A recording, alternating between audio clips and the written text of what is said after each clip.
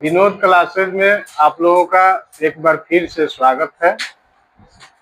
पिछले क्लास में हम लोगों ने पढ़ा था शेर शाह सूरी के बारे में, जो 1540 में दिल्ली पर सूर्यवंश का शासन स्थापित करता है। तो उसका पहला अध्याय हम लोगों ने पढ़ लिया है।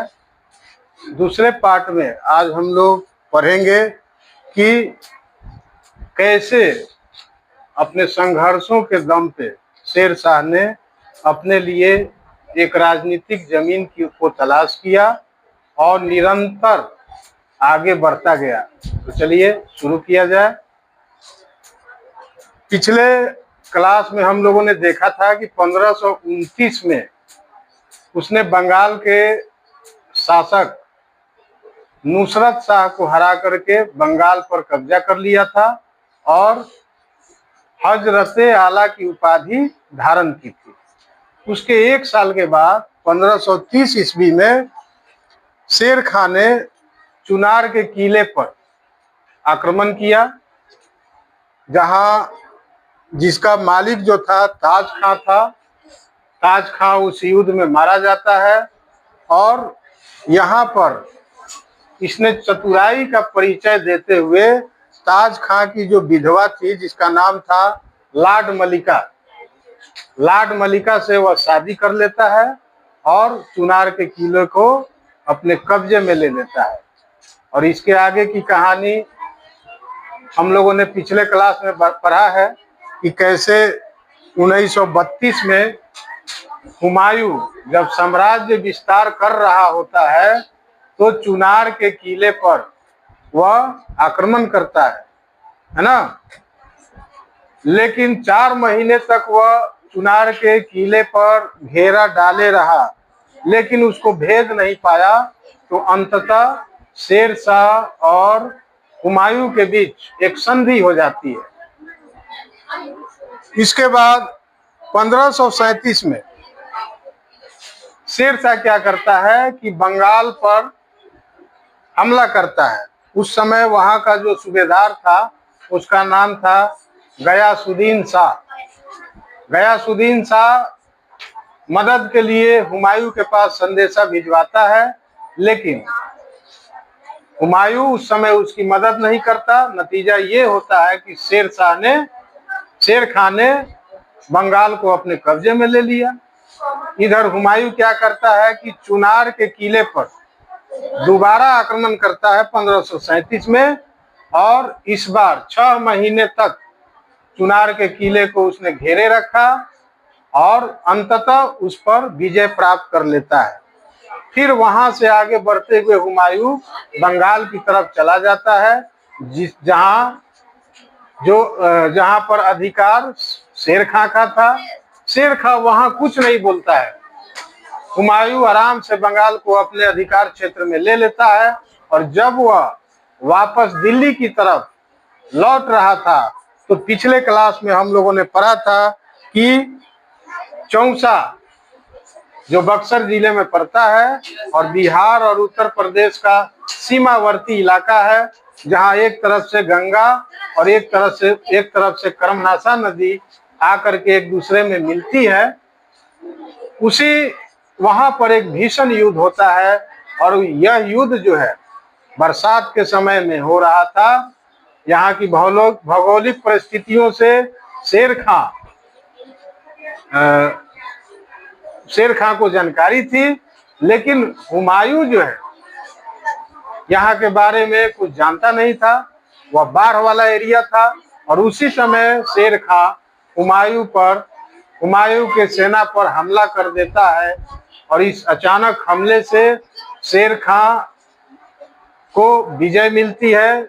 हुमायूं जो है बुरी तरह परास्त होता है। उसकी अधिकांश सेना नदी में कूद करके खुद को बचाने के लिए जान दे देती है। यहाँ तक कि घोड़े सहित हुमायूं भी नदी में कूद पड़ता है, लेकिन एक घिस्ती था जिसका नाम था निजाम, उसने जो है उसकी जान को बचाया था। ये सब हम लोगों ने पिछले कक्षा में पढ़ लिया है। अब 1540 की बात करते हैं। किसी तरह हुमायूं की जान बच जाती है चौसा के युद्ध के बाद, तो वह वापस दिल्ली की तरफ जाने लगता है, जहां पहले से कनौज नामक स्थान पर शेर शाह अपनी सेना लेकर के घात लगाए हुए हुमायूं का इंतजार कर रहा था। जैसे ही वह कनौज के विल ग्राम में अपनी सेना लेकर के पहुंचा, शेर खान ने उस पर हमला कर दिया, क्योंकि हुमायूं की शक्ति बहुत कमजोर हो गई थी। हुमायूं को उसने आसानी से परास्त किया और यहाँ से भी हुमायूं किसी तरह जान बचा करके भारत छोड़ करके भाग जाता है। अब पूरा हुमायूं का जितना जीता हुआ क्षेत्र था, आगरा से लेकर के दिल्ली तक का सारा इलाका शेर खां के अधिकार क्षेत्र में आ जाता है। वह अपने आप को 1540 में दिल्ली का नया सुल्तान घोषित करता है और सुर वंश की सत्ता को स्थापित करता है। 1540 में सुल्तान बनने के बाद 1541 ईस्वी में वह साम्राज्य विस्तार के लिए निकल पड़ता है, क्योंकि मुगल शासन में अभी तक जो साम्राज्य का विस्तार था वह काफी कमजोर हो चुका था। तो 1541 में क्या होता है कि बंगाल में जो वहां का सूबेदार था, जिसका नाम था खिज्र खां, उसने विद्रोह कर दिया। जब यह खबर शेरशाह को लगी तो वह अपनी एक सेना भेजता है बंगाल में और खिज्र खां को परास्त कर वहां के विद्रोह को वह दबा देता है। और इसके बाद उसने बंगाल में एक व्यवस्था की, बंगाल को 19 सरकारों में बांट दिया। सरकार का यहाँ तात्पर्य है जिला। जैसे राज्य में, किसी राज्य में कई जिला होता है, उसी तरह सरकार जिला को कहा गया। 19 जिलों में बंगाल को विभक्त करके और हर एक जिले का एक प्रधान नियुक्त कर दिया और उस पद का नाम दिया सिकदार-ए-सिकदर।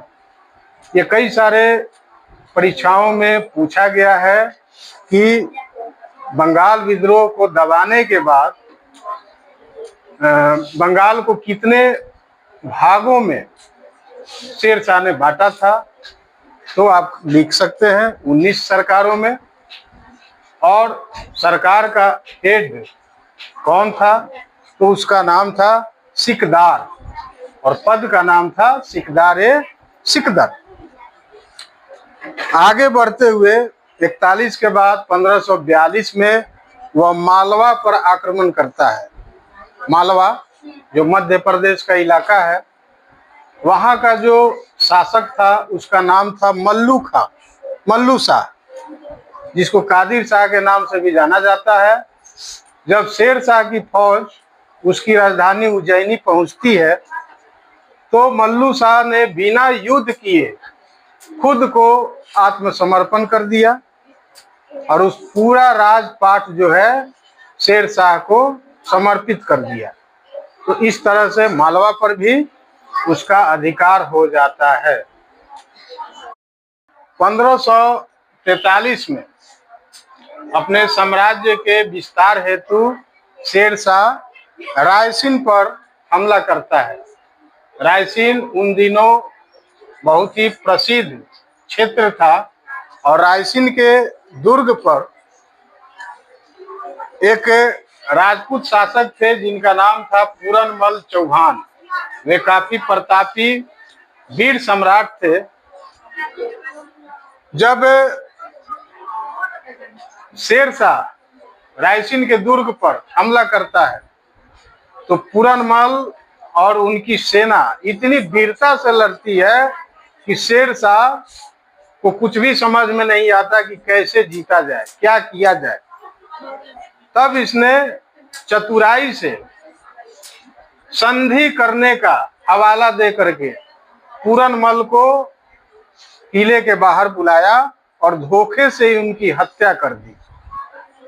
इस तरह उसने चतुराई और धोखे के साथ रायसीन पर विजय प्राप्त किया था इस संधि के पहले उसने कुरान पर हाथ रख करके कसम खाया था कि यदि आप संधि कर लेते हैं, अपने क्षेत्र को हमें सौंप देते हैं, तो किसी को मारा नहीं जाएगा।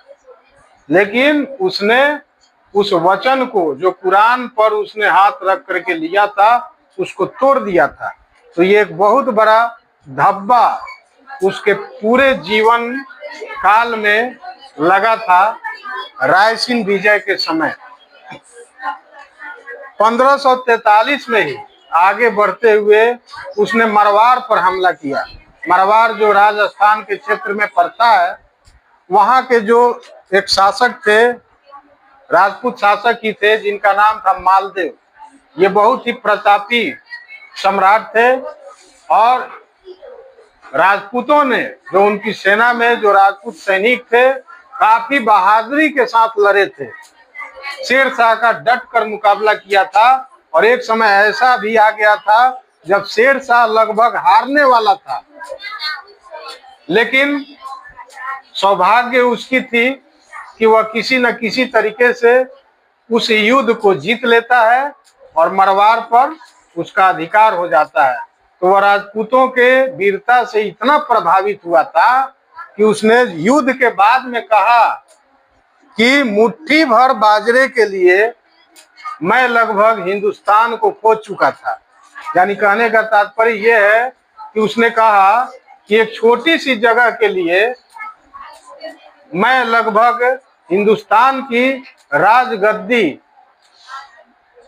राजगद्दी मुझसे छीनने वाली थी, है ना। मैंने एक ऐसी लड़ाई लड़ी जिससे अगर मैं हार जाता उस लड़ाई में, तो पूरा हिंदुस्तान मेरे कब्जे से निकल जाता, है ना।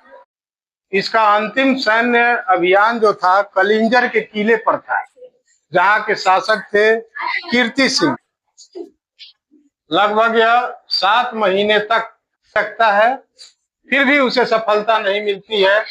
तब वह अपने सैनिकों को आदेश देता है कि किले की दीवार को तोप से उड़ा दिया जाए, और इसी क्रम में तोप के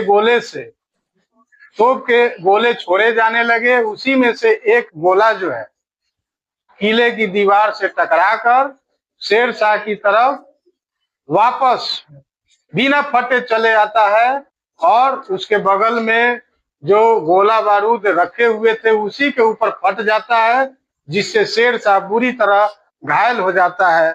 और इसी घायल अवस्था में कुछ दिनों के बाद उसकी मृत्यु हो जाती है। लेकिन मृत्यु के पहले कलिंजर पर उसके सैनिकों ने विजय प्राप्त कर लिया।